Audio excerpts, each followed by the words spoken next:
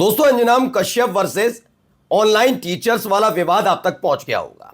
कैसे अंजनाम कश्यप को बड़ी चिंता सताई, उन्होंने एक डिबेट बुलाई कि इस देश के जो छात्र हैं उनके भविष्य के साथ खिलवाड़ हो रहा है, सवाल सरकार से पूछना था, लेकिन वो ऑनलाइन जो यूट्यूब पर टीचर्स पढ़ाते हैं उन पर भड़क गए।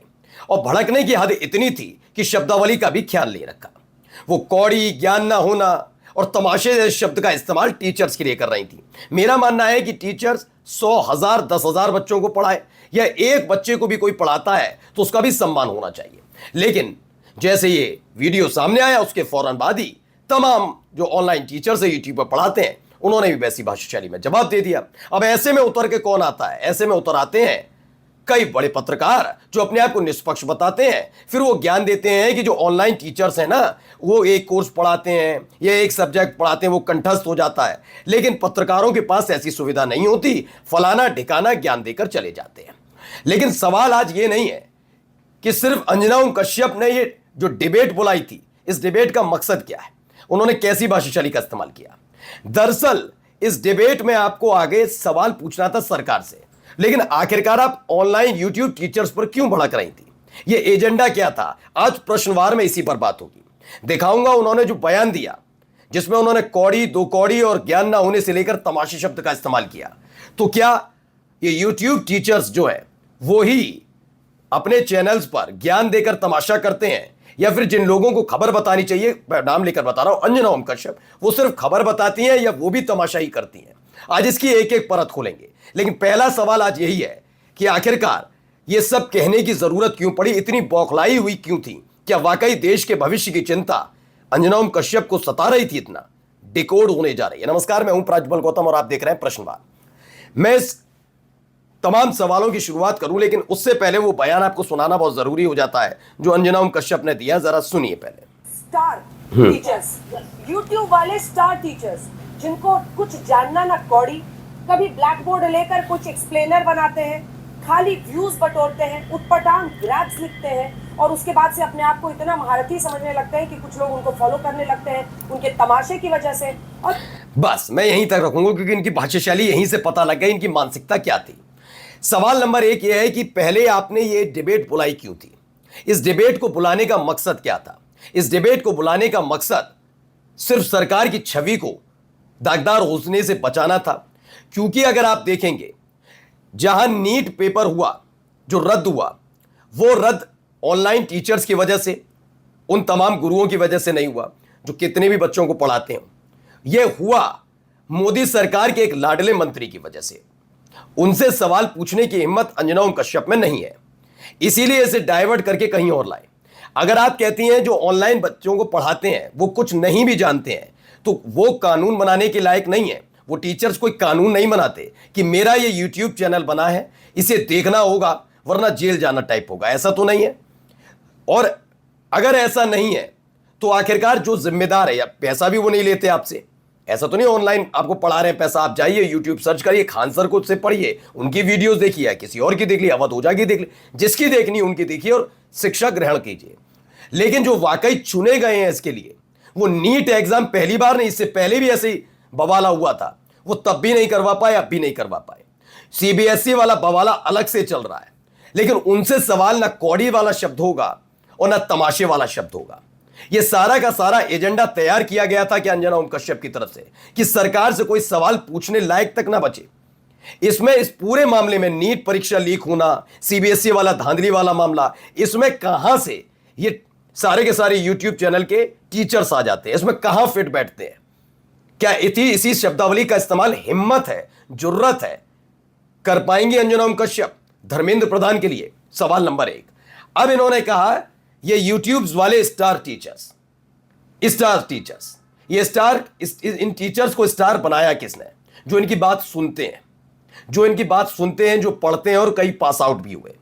कल तक नरेंद्र मोदी साहब के लच्छेदार भाषणों पर कहा जाता है जनता झूमती थी, बिजली कड़कती थी और टाइप के आप ही बोलती थी ना मैडम। तो कहा जाए कि वो भी ऐसा ही ज्ञान, वो तो कुछ भी ज्ञान नहीं रखते। आज तक तो उन्होंने भी डिग्री नहीं दिखाई, और कितने बड़े अर्थशास्त्री और देश किस तरीके से चला रहे हैं ये पता भी लग गया है। तो उनके लिए आप ऐसा बोल पाएंगी? हर एक आदमी की अपनी एक वैल्यू होती है। आपको कुछ लोग सुनते हैं, आप लोग आपको पसंद करते हैं यूट्यूब से लेकर अलग अलग जगह, आपका प्रोग्राम देखते हैं, तो इसका मतलब ये नहीं कि आपका ज्ञान नहीं कौड़ी, यानी वो आपकी बातों को पसंद करते हैं, सुनते हैं। जिसकी बात को पसंद किया जा रहा है उसके लिए आप ऐसे शब्द का इस्तेमाल कैसे कर सकती हैं, पहला। अब मैडम आई थी तमाशे पर, तो जरा तमाशे से ही शुरू करते हैं। मैं आज किसी ऑनलाइन टीचर्स की जो उन्होंने अंजुम कश्यप को जवाब दिया वो नहीं दिखाऊंगा, पहले तमाशा होता क्या है इस तमाशे को इससे समझ सकते हैं। जरा सुनिएगा मैडम जी जिसे तमाशा बता रही थी, तमाशा कौन कैसे क्या क्या करता है, जरा देखिए सुनिए। जबरदस्त केमिस्ट्री है दोनों की। बिजली कड़कती है, मतलब आप ये कह सकते हैं बिजली कड़कती है जब दोनों एक साथ मंच पर रहते हैं। तो मैडम कह रही हैं ट्रंप और मोदी मिलते हैं तो बिजली कड़कती है। मैडम जब दो राष्ट्रीय अध्यक्ष मिलते हैं तो कई मुद्दों पर बातचीत होती है। मोदी भी मिले, ट्रंप मिले, बातचीत हुई होगी। बातचीत जिस पर होती है उसमें कई तरह की, क्या वाकई ऐसी आकाशीय घटना हुई थी? तमाशा इसे कहते हैं।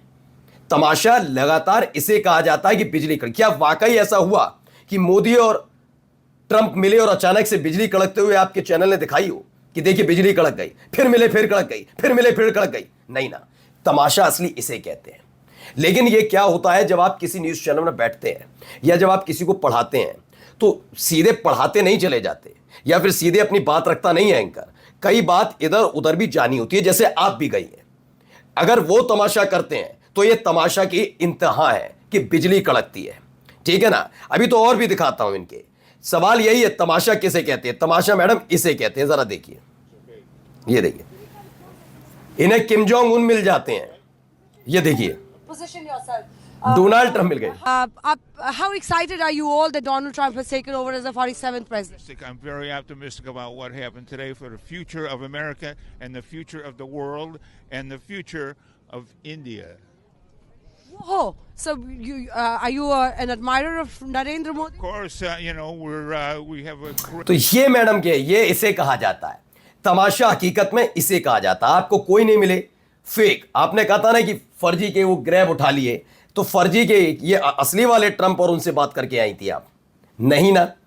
तो तमाशा इसे कहा जाता है। तमाशा और भी हैं, जब आपने कहा कौड़ी ये वो तमाम शब्द, और उसके बाद अब आप अपने वीडियो पर जो ऑनलाइन टीचर्स की तरफ से प्रतिक्रिया आ रही है उस पर बौखलाए बैठी हैं। अभी और भी दिखाऊंगा, इन्होंने और हद पार करने की कोशिश की। आपने जिस शब्द का इस्तेमाल किया, आप यकीन मानकर चलिए, इन बच्चों के हक में अगर यही शब्द का इस्तेमाल उस मंत्रालय के मंत्री के लिए कर दें जिसके अंतर्गत नीट परीक्षा हो रही है, सीबीएसई को संभालने की जिसकी जिम्मेदारी है, तो आपको मान भी लिया जाए। करके देखिए, वरना आपने टीचर्स के लिए इस तरह का शब्द का इस्तेमाल किया है ना।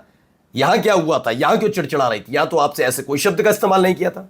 कोशिश कर नहीं, रहे कीचड़ हैं। नहीं उछाल रहा नहीं, हूं। एक खास शब्द का प्रयोग करके आप ईमानदार ईमानदार बार बार बोल रहे हैं, ये कटाक्ष करने की क्या जरूरत है? मैं कटाक्ष नहीं कर आपको रहा इस हूं। मंच अब सोचिए, ये मैडम कटाक्ष से भी चिढ़ जाती हैं। अखिलेश यादव ने एक दो बार ईमानदार कहा तो चिढ़ गई। अब इनका कहना है कौड़ी जैसे शब्द पर कोई चिढ़े नहीं, कौड़ी जैसे शब्द पर कोई चिढ़े नहीं। मैं तो कहता हूं बिल्कुल नहीं चिढ़ेंगे, किसी को नहीं चिढ़ना चाहिए। यही वीडियो बनाऊंगा अगर अब ऑनलाइन टीचर्स ने कुछ कहा, यही शब्दावली का इस्तेमाल मोदी सरकार के जिम्मेदार मंत्रियों के नाम करके दिखाइए। एक बार नहीं, दो बार करके दिखाई, मान जाऊंगा। अब इतनी ज्यादा चिड़ी बैठी हैं, क्या लिखती है? मासूम बच्चे और उनके माता पिता की गाड़ी मेहनत की कमाई का पैसा लूटने वाले कुछ कोचिंग सेंटर के सेलिब्रिटीज टीचर्स आज भाड़े के वीडियो बना बनाकर ज्ञान दे रहे हैं। भाड़े पर कौन काम करता है छिपा हुआ नहीं है, इसीलिए गोदी एंकर आपको यूं ही नहीं कहा जाता। सार्वजनिक रूप से महिलाओं को गाली देने वाले, सार्वजनिक रूप से गाली देने का काम सुरेंद्र राजपूत कांग्रेस के प्रवक्ता को भारतीय आपके अपने लाडली पार्टी के प्रवक्ता प्रेम शुक्ला ने आपके चैनल पर किया था, बहिष्कार नहीं कर पाई आप। आपके चैनल और आपके प्रोग्राम में वो आदमी आज भी बैठता है, उसे कहते हैं बदतमीजी। आगे देखिए, उनकी नकल उतारने वाले ये छिछले यूट्यूबर बच्चों की कड़ी मेहनत पर अपनी दुकान सजाते हैं। ओके, असल हीरो बच्चे हैं। जी हां, असल हीरो बच्चे हैं जिन्होंने पोल खोलनी शुरू की। सीबीएसई वाला मामला जिसमें डीडी न्यूज पर बैठा हुआ वो अशोक श्रीवास्तव जिसे पाकिस्तानी करार दे रहा था, बोल पाई आप? नहीं, चुप्पी साध कर बैठी रही। असल बच्चे हैं ये। मां बाप की मेहनत की कमाई के लुटेरे कितने भी कूदे। मां बाप की कमाई के लुटेरे जानते हैं क्या होता है? जिनके बच्चे नीट का एग्जाम देने गए थे, उनके मां बाप टैक्स भरते हैं और उसी टैक्स से हर महीने झक्क से गिरती है पगार धर्मेंद्र प्रधान के खाते में। लंबे चौड़े काफिले में चलते हैं, बड़ा आलीशान मकान, बड़ा आलीशान सरकारी दफ्तर उन्हें मिलता है। यह सवाल उनसे भी जाकर पूछिएगा कि आपने नीट एग्जाम सुचारू रूप से हो सके क्या किया, और शब्दावली वही हो जो आप YouTube टीचर्स के लिए इस्तेमाल कर रही थी। अगर हिम्मत है तो। नमस्कार।